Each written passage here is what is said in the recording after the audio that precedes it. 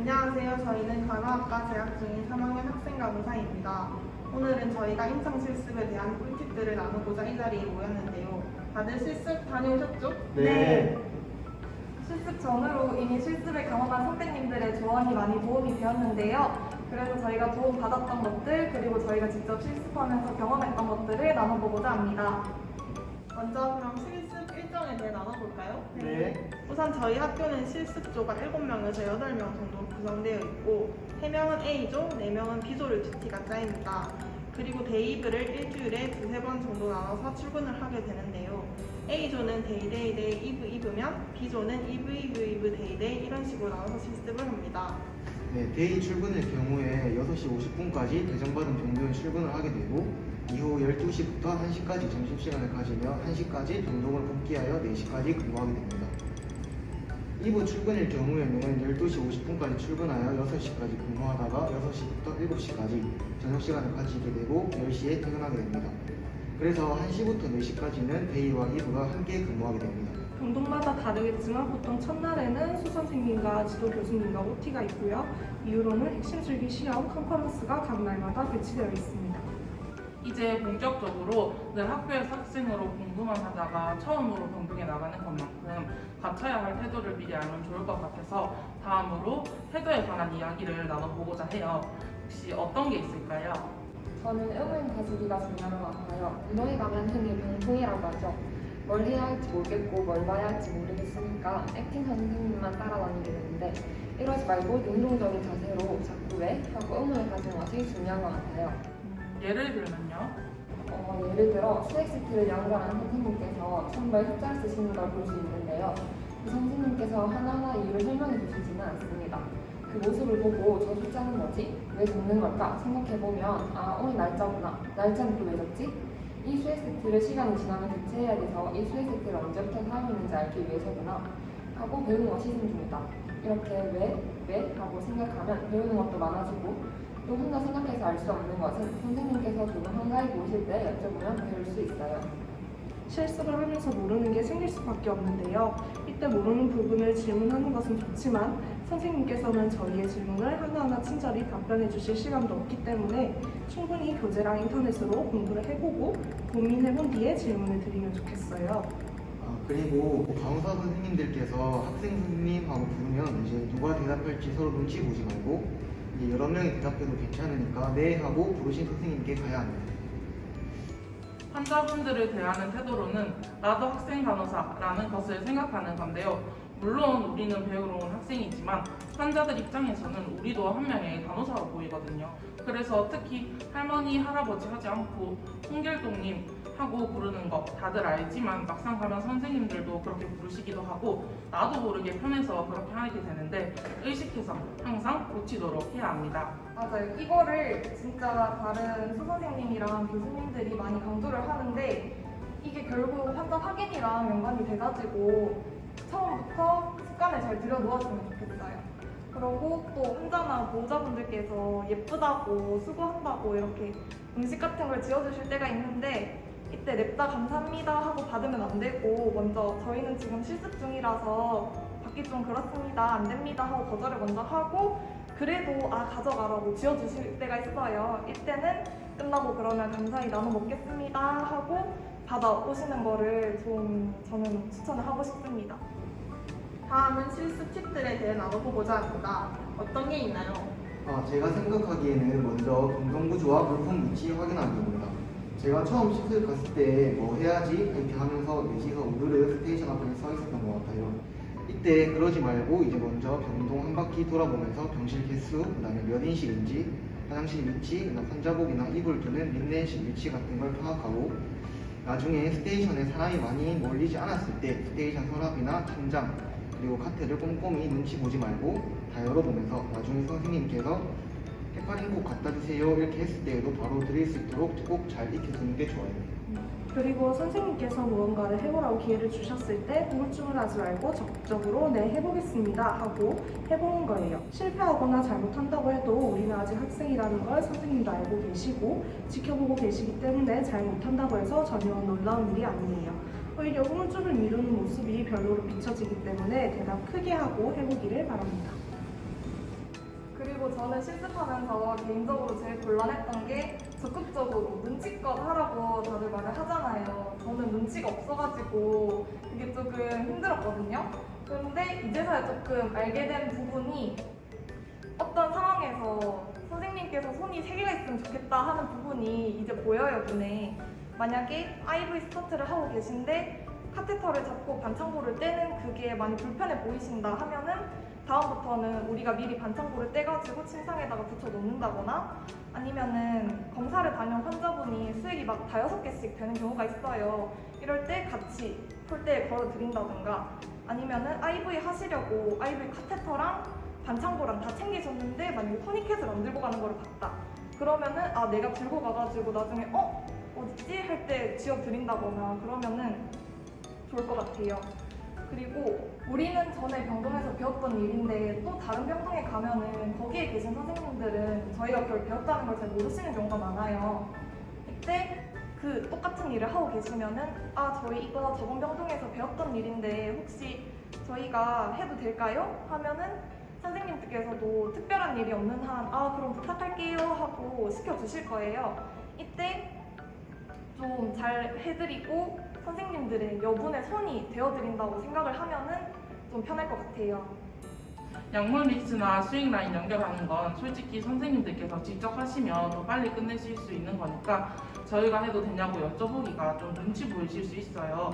그 상황에 미리 대비해서 유튜브로 약물 믹스, 또 스윙 라인 연결하는 걸 직접 시뮬레이션 해보고 가서 선생님 앞에서 그렇게 하시는 게 보이면 공부를 좀 해왔구나 생각하시고 앞으로 더 시켜주실 수도 있어요. 환자에게 무언가를 적용하기 전에는 늘 설명해야 돼요. 바이탈이나 혈당 재는 것과 같이 나에게는 너무 당연한 간호 수행일지 몰라도 환자는 바늘이 너무 고통스러운 분도 있고 대부분 질환이 있고 병원 생활 자체에 불안감이 있기 때문에 의료진에게 많이 의지를 하고 있어요. 그래서 좀 비협조적인 환자인 것 같다 할 때도 친절하게 환자 입장이 되어보는 게 중요합니다.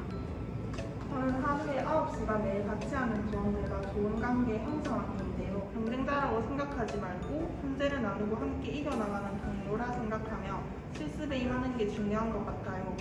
이런 분위기가 선생님들 눈에는 다 보이거든요. 그러니까 지금 같이 실습한 동기가 병원에선 동료가 된다는 것을 잊지 말고 서로 배려하면서 실습을 하면 좋겠어요. 마지막으로 정말 중요한 부분 중 하나인데요. 압박 스타킹이랑 깔창을 꼭 사야 합니다. 9시간을 계속 서 있고 돌아다녀야 하니까 신발을 무조건 편해야 하는데 실습 전에 꼭 압박 스타킹과 혹시나 여분 깔창을 준비하세요. 이제 과제에 대한 이야기들인데요. 과제는 컨퍼런스랑 호출에 관한 질문이 항상 많아서 이거 위주로 이야기를 해보겠습니다. 먼저 컨퍼런스가 뭐냐면 병동에서 한 구역마다 한 명의 환자를 배정받고 환자의 케이스에 대해서 공부하며 EMR을 열람해서 정보를 얻고 질환 보고서와 간호과정 보고서를 작성하는 거예요.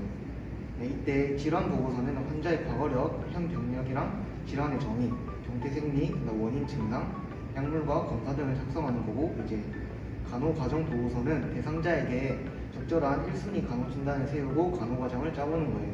그런데 이걸 교수님과 같은 조 친구들 앞에서 발표하는 것이 컨퍼런스입니다. 보고서를 작성하기 시작하면 내 대상자 중심으로 작성하세요 라는 말이 있을 텐데 그 의미가 뭐냐면은 이 질환의 원인은 이런 게 있는데 내 대상자한테는 이런 게 원인으로 작용했습니다. 그리고 증상은 이런 게 있는데 제 대상자분에게는 이런 증상이 나타났습니다. 하고 굉장히 포괄적인 질환의 정의에 대해서 내 대상자에게만 나타난 그런 증상이나 아니면 내 대상자에게 적용된 약물이나 검사 같은 거를 특히 강조해서 말할 수 있어야 한다는 거예요. 그래야 내 대상자 개인만을 위한 간호를 할 수 있고 더 효과적인 건강 증진이 가능하니까는 이거를 좀 깊게 생각을 하고 작성하셨으면 좋겠어요. 또 간호과정을 위한 정보를 수집할 때 EMR에만 너무 의존하지 않고 환자와 대화를 통해 환자 상태를 파악하는 것이 중요한데요. EMR에는 통증이 NRS 3.5로 기록되어 있다고 해도 실제로 면담해보면 그 이하거나 그 이상의 경우도 종종 있습니다. 주관적인 자유를 얻기 위해서라도 환자와의 대화는 꼭 필요합니다. 그리고 인터넷에 널려있는 간호과정은 그 대상자에게 맞춰진 간호과정이기 때문에 정말 참고만 딱 하시고 직접 생각해서 쓰셔야 합니다. 수많은 레포트 중에 정말 괜찮은 간호과정은 몇 개 없어요. 그대로 가져온 간호과정은 우리가 봐도 정말 다 티가 난답니다.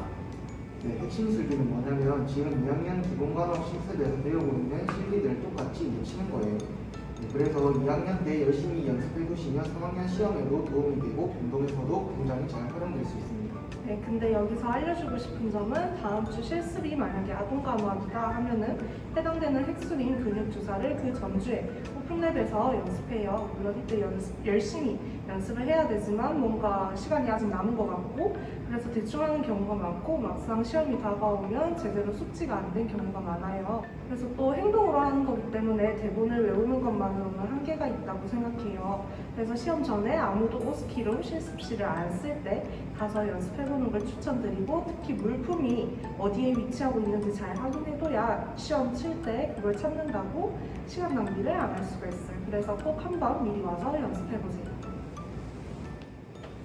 그러면 이번에는 각자 칭찬받았던 이야기를 한번 해볼까?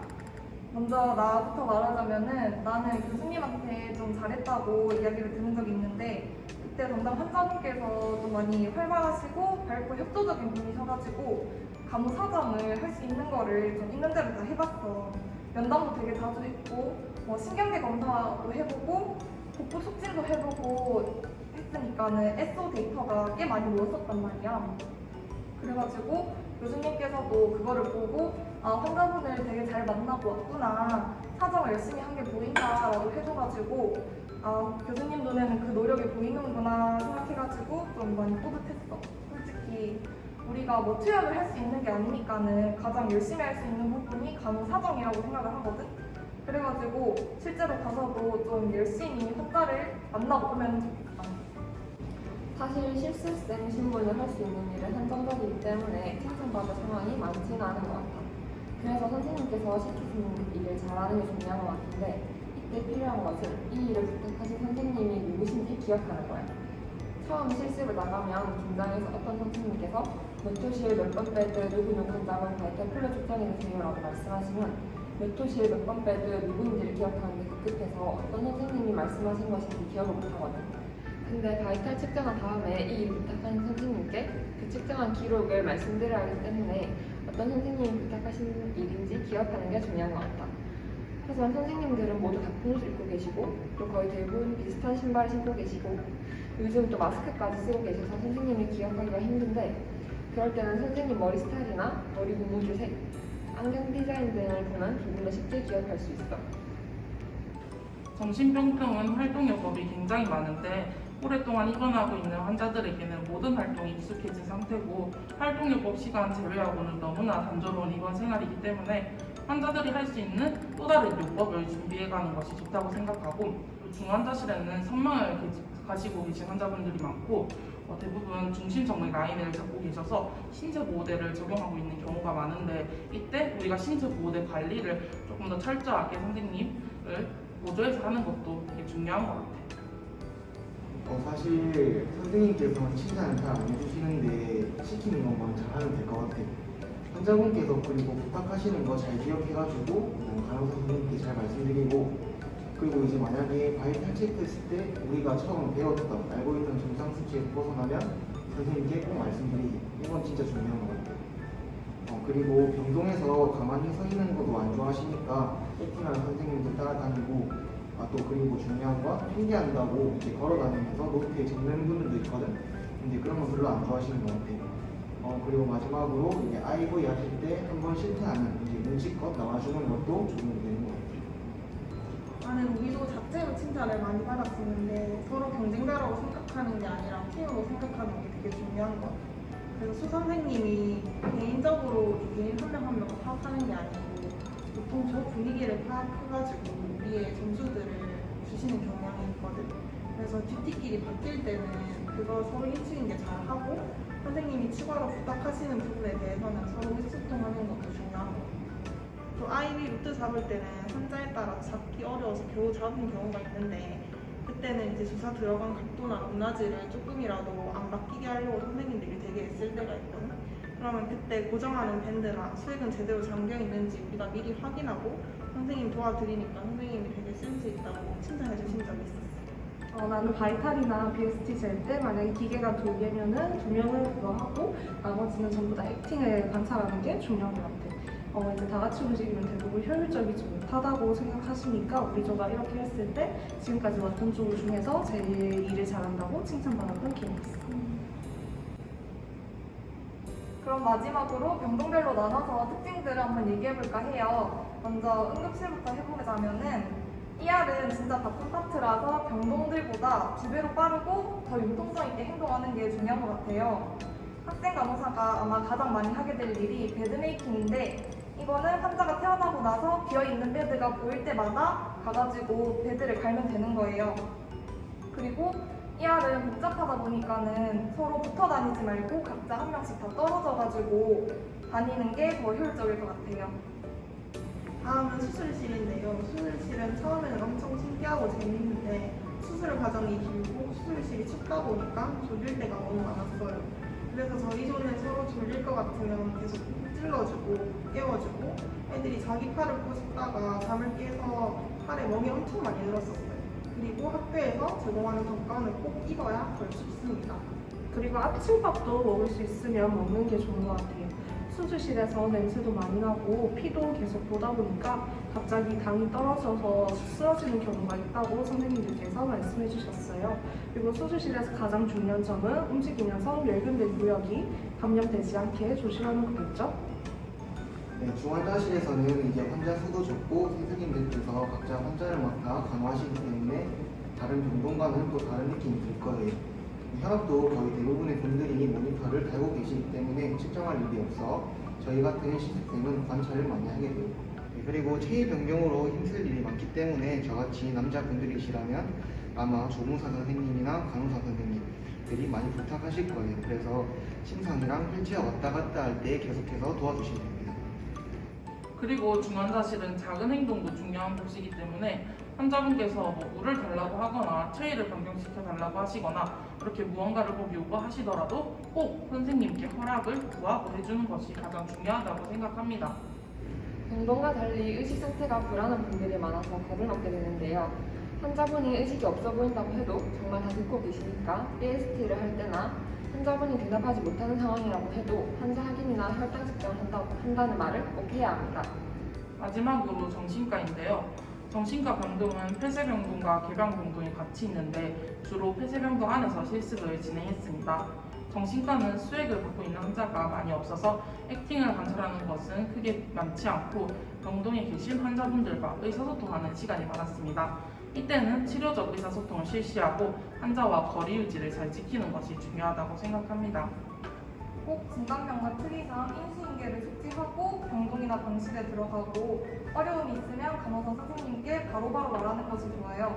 병동 특성상 타 병동에 비해서 우리 간호 학생들의 의견과 관찰 내용도 중요시 여겨지기 때문에 실습 중에 관찰한 내용을 기억하고 선생님들께 보고해드리는 것이 중요할 것 같습니다.